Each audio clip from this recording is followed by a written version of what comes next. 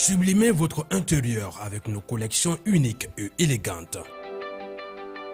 Chez Ibi Home, nous transformons vos espaces en véritables havres de confort et de convivialité. Découvrez notre collection exceptionnelle de meubles pensés pour chaque moment de votre vie. Des tables à manger conviviales, idéales pour rassembler famille et amis, au salon haut de gamme, alliant élégance et confort, sans oublier nos chambres à coucher de qualité avec matelas offerts pour un repos parfait. Explorez notre sélection de luminaires rares et uniques qui sublimeront vos espaces. Découvrez notre gamme de motos électriques, économiques, performantes et respectueuses de l'environnement, idéales pour vos trajets urbains en toute sérénité. Nos installations solaires vous garantissent l'indépendance énergétique tout en réduisant vos factures. Chez Ibi Home, profitez en ce moment de réductions allant jusqu'à 35% sur nos équipements solaires. Ce n'est pas tout, nous vous proposons également des options de paiement échelonnées pour encore plus de simplicité. Venez visiter notre showroom à l'ACI 2000, immeuble Ibi Group. Ibi Home, l'élégance, la mobilité et l'énergie au service de votre confort.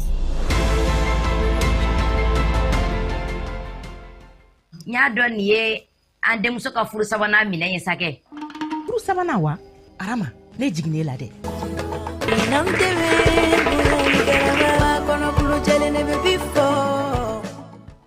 tarata o tarata ani alamisa o alamisa aw bɛ se k'aw ka série kansinaw ale épisode 2 lajɛ a tako filanan wido kan dɔrɔmɛ 20 tile kɔnɔ an ka ɲɔgɔn sɔrɔ www.wido.tv walima maxiti kan walasa k'aw tɔgɔ sɛbɛ Orange aw kɛrɛfɛ.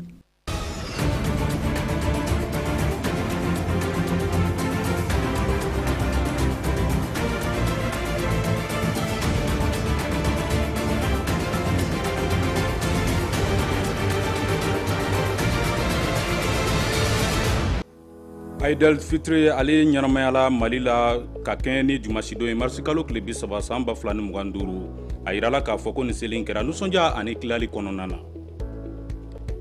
Kɛnɛya bunakun ka cancer du côlon ni o ye nuguba bunda ye ale ye bana ye min lakodɔnlen tɛ Mali la ko wa k'a b'a la ka dangari maaw ka kɛnɛya la ni waati na. An ka ɲininikɛlaw olu ye wulikajɔw kɛ u ye mun sɔrɔ an bɛna an da se olu ma ni kunnafoni ninnu kɔnɔna na. An balimaw nin de an ka kunnafoni bakurunbaw ye ka kɛɲɛ ni bin dɛnɛ marisi kalo tile 30 san 2025 an bɛna mun walawala aw ye sisanda in na o kama an b'aw fo ka waleɲuman dɔn Advance TV sugantili la tele min kɛlen don ka paraɲɛ caman bila ani tele tɔw ni ɲɔgɔn cɛ. I n'a fɔ an y'a fɔ aw ye cogo min na Aïdel Fitri ni ale ye selincini ye ale ɲɛnamayala diɲɛ fantan 4 kɔnɔna na ni seli in kɛra duwawu don ale ni tasibulaw ye ka ɲɛsin alako yɛrɛ ɲɛtagakow bɛɛ lajɛlen ma. An bɛ aw ladɔnniya k'a fɔ selikɛnɛ kɔni bɔra misiri kɔnɔnaw ani kɛnɛbaw bɛɛ lajɛlen kan silamɛw ye ɲɔgɔn sɔrɔ ka se ka duwawu don kɛ i k'a dɔn k'a fɔ jamana kɔnɔna na ni seli in a kɛra waati ye ɲɔgɔn dɛmɛ ale ni nisɔndiya kɔnɔna na Isa Sise ale ye mun sɔrɔ a ko la an ka jɛ k'a ɲɛmada o fɛ.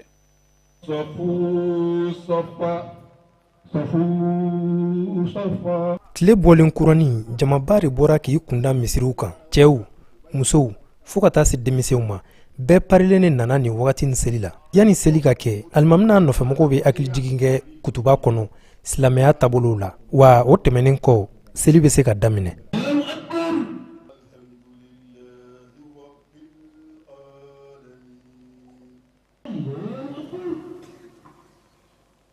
Kɛnɛ in kun ye ka Ala barikada Ala min ye sunkalo jira an na o tuma sunkalo bɛ kun cɛ ni seli kɛnɛ de Ala bɛ a caman minɛ an bɛ dugawu kɛ an yɛrɛ ye ka ban ka dugawu kɛ jamana ye ayiwa basigi la ka dugawu kɛ silamɛ bɛɛ lajɛlen ye o tuma kɛnɛ in a nafa de ye nin ye. Jɔko 2 tɛmɛnen kɔ ka fara duwawu ni ɲɔgɔn foliw kan selicini ye wagati min kɔnɔ silamɛw bɛ gɛrɛ ɲɔgɔn na.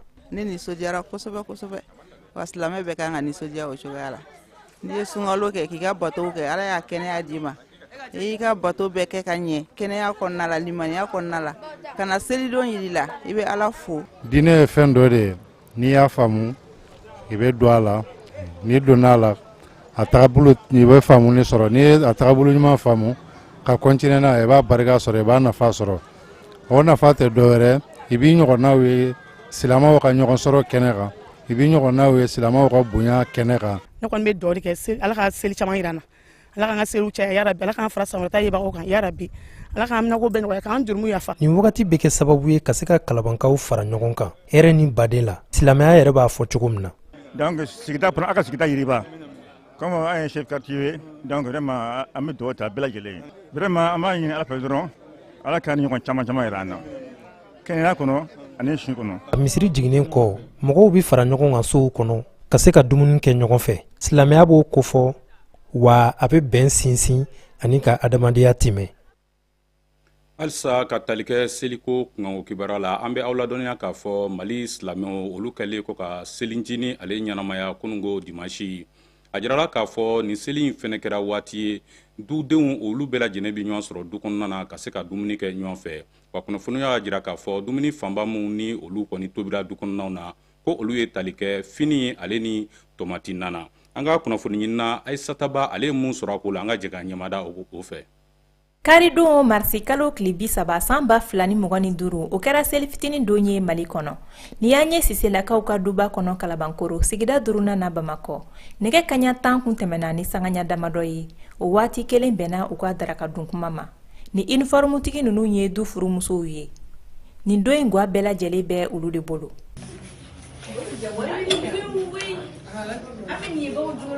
Yan bɛɛ lajɛlen bɛ i ka kulu la. Ka fara dudenw kan sigiɲɔgɔnw ale ni teri dɔw fana nan bɛɛ u bɛɛ lajɛlen ɲagarilen don Siselakaw ka fɔ la k'olu ka seli kɔni daminɛna nin ye a tile 3 ye.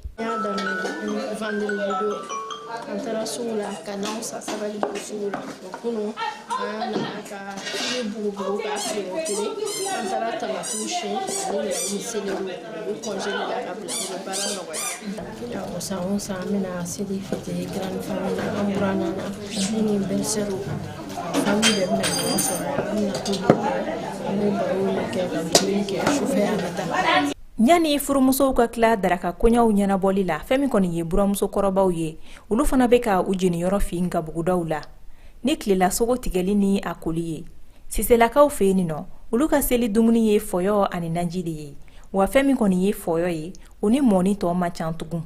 Kabi kun an y'a fi o fɔlɔ kɛ k'a bila donc bi an nana an bɛ ka baara tɔ la sisan donc an kɛlen bɛ ka baaraw tila an ɲɔgɔn cɛ dɔw bɛ naji tobi dɔw bɛ fɔyɔ sumaya ani ka kanw kan parce que hali k'a da an bɛɛ lajɛlen arasamblila yan nɔ an bɛ ka ɲɔgɔn sɔrɔ an bɛ kulonkɛ la an bɛ yɛlɛ la burankɛw buramusow nimɔgɔninw vraiment je suis très contente n bɛ dugawu de kɛ ala ka san caman caman yira n na. Cɛlakaw fan fɛ olu ka baro gan bɛɛ tɛ dagaw kunna u nisɔndiyalen ye folikan kɛrɛnkɛrɛnnen kɛ u musow ye. An bɛ an musow an b'u fo kosɛbɛ k'an bangebagaw fo kosɛbɛ dan tɛ foli min na n'i y'a ye ko i ɲɔgɔnna sungɛla tɛ dɔ de bɛ tobili kɛ ka di i ma donc vraiment u sɛgɛnna carême kɔnɔna la n'o sunkalo kɔnɔna ye olu de bɛ soli ka wuli ka suguri ni fɛnw bɛɛ dilan donc ni olu bɛɛ dilan suntigɛ fɛnɛ la u bɛ tile u tɛ sunɔgɔ ka fa o ye ramadan bɛɛ ko n'o ye bon ni seli fɛnɛ sera fɛnɛ olu de bɛ seli tobili fɛnɛ bɛɛ kɛ donc an b'u fo kosɛbɛ dan tɛ foli min na. Seli fitinin ye nisɔndiya don ye hali k'a dan Siselakaw ka fara ɲɔgɔn kan nin donba in ale sen fɛ o b'a yira k'a fɔ k'u sɛbɛkɔrɔ nisɔndiyalen don wa k'u ka seli kɔni diyara.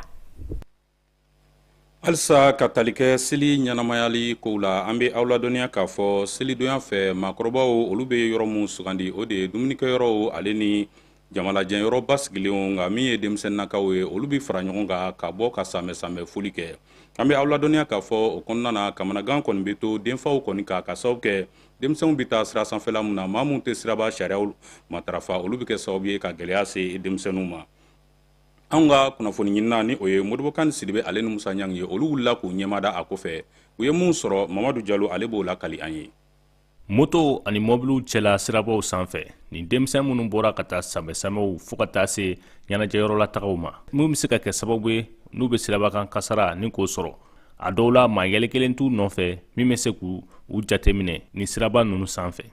Bon seli dɔw fɛ yan mɔgɔ sɔgɔra yan nɔ an ɲɛna dɔw yɛrɛ accident fɛnɛ kɛ yan nɔ an ɲɛna u dɔw yɛrɛ bugɔ wafɛnw minɛ an yɛrɛ ɲɛna wafɛn na nɔ caman kɛra yan nɔ wa. Selidoaw fɛ denmisɛn caman bi kunda ni ɲɛnajɛyɔrɔ ninnu kan i n'a fɔ Kajatu Jalo ale n'a dɔgɔninw o bɔtɔ so kangari gɛrɛndaru ye u k'u hakili to ɲɔgɔn na.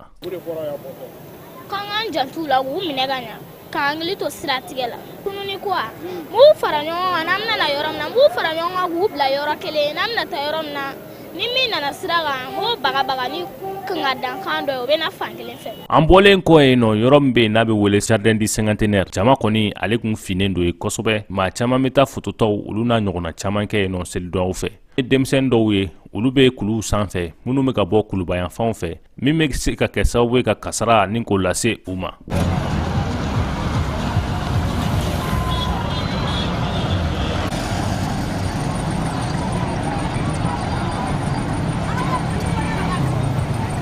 A bɛ san damadɔnin bɔ an ni komi an ni faamaw caman bɛ ɲɔgɔn fɛ an y'a essayer k'u interpeller a situation na i b'a dɔn a situation ma nɔgɔn ɲɛ b'a la sɔrɔdasiw bɛ yan polisiw bɛ yan sapeur pompier bɛ yan u bɛ sanfɛla la bon denmisɛnnin ninnu caman filɛ nin n'u bɛ sanfɛla la u caman u bɛ bɔ kuluba de ka na 30 minutes 1 heure de temps faamaw bɛ yɛlɛ pour que k'a essayer k'u dissuader donc u bɛ boli mais sɔɔni dɔrɔn i b'a ye u bɛ tila ka yɛlɛ. An ka yala senfɛ selidoya in na a bɛ maa ga kamana na ka d'a kan denmisɛn caman olu kɔni bɔnnen don dugu kɔnɔnaw la min sirabaw kan kasara ka bon kosɛbɛ. Maa dɔw kɛlen don ka wulikajɔ sabati ani fɛn min ye sirabakan cakɛlaw yɛrɛ ye finitigilakaw walasa bɛɛ bɛ se ka se i seyɔrɔ la hɛrɛ ani baden na. K'a fɔ an ka yɔrɔba dɔw yɔrɔw bɛ yen denmisɛnninw caman bɛ kafɔ yɔrɔ mun na a yɔrɔ ninnu ma sécuriser kosɛbɛ parce que a caman o bɛ goudronnaw la donc an ye hakilina ta sisan k'an ka volontaires déployer yɔrɔ caman na il y a cinquantenaire dɔrɔn tɛ mais an ka volontaires bɛ yɔrɔ caman na denmisɛnninw bɛ fara ɲɔgɔn kan yɔrɔ min na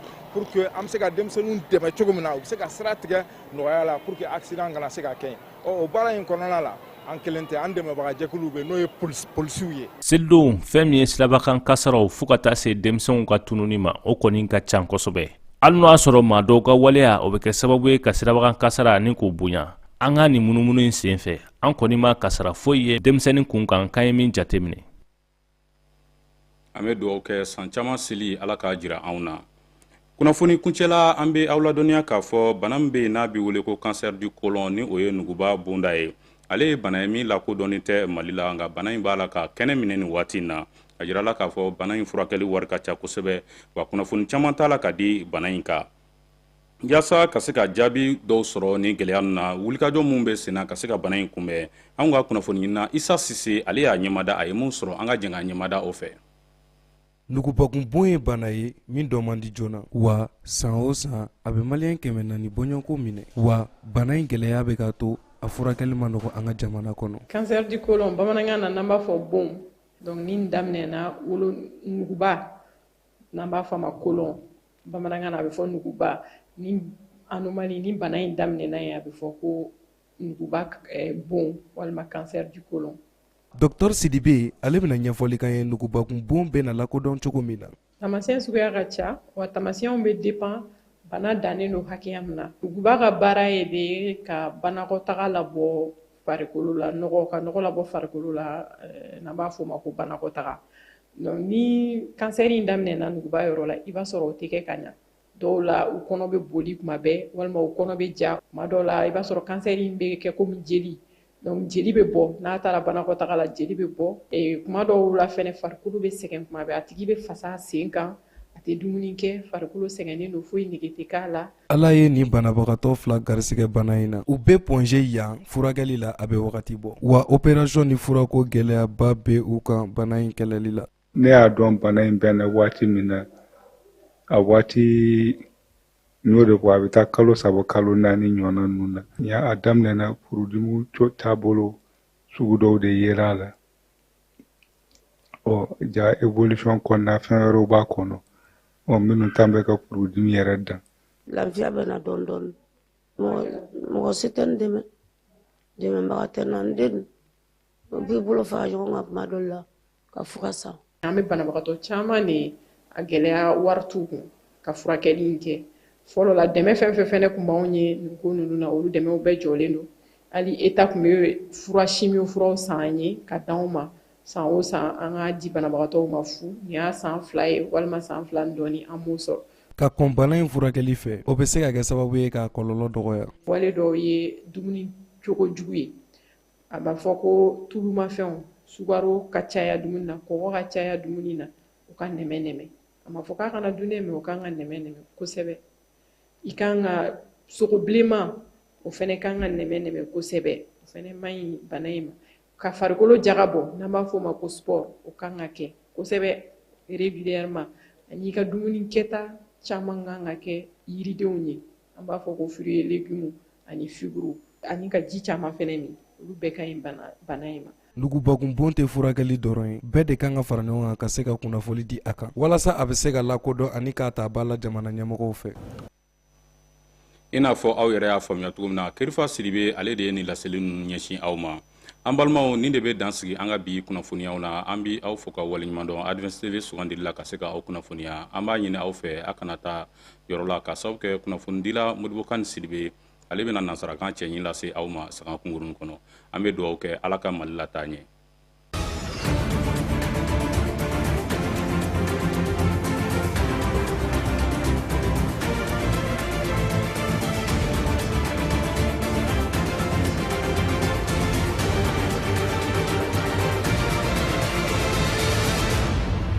N y'a dɔn nin ye an denmuso ka furu sabanan minɛ ye sakɛ. Furu sabanan wa? Arama, ne jiginn'e la dɛ.